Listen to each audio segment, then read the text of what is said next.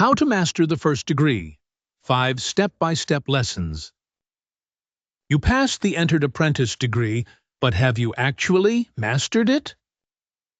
Most Masons go through the first degree, memorize what they need for the proficiency, and then move on without ever really understanding what they encountered.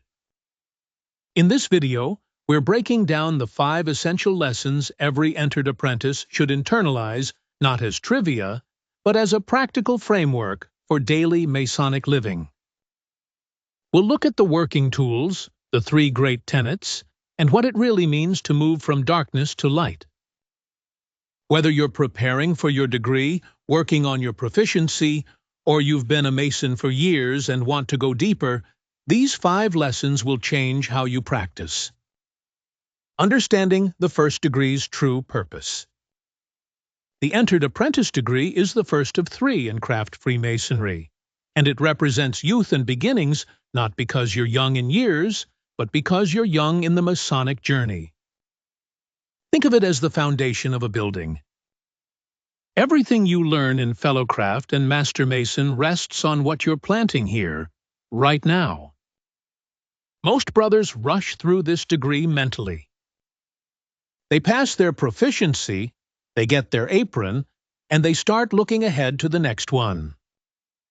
But the men who really grow in Freemasonry are the ones who dwell in the Entered Apprentice deliberately, who let its lessons sink in deep.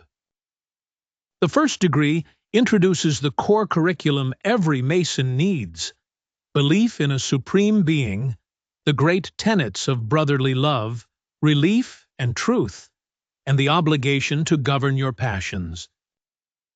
These aren't just words to memorize.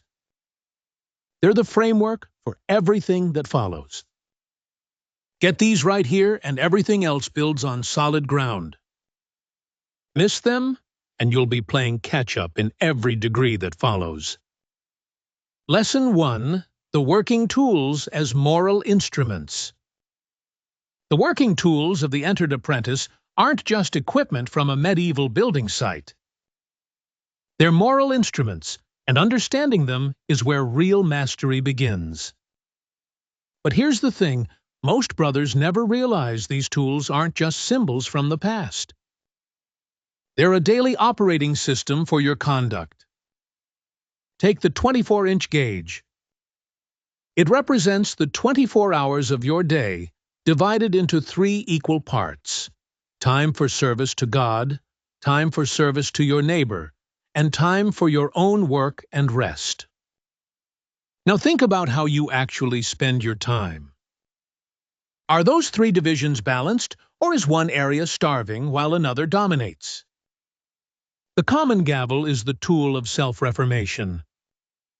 Each blow removes a projection from the rough ashlar, meaning each blow of your effort chips away a vice or superfluity from your character.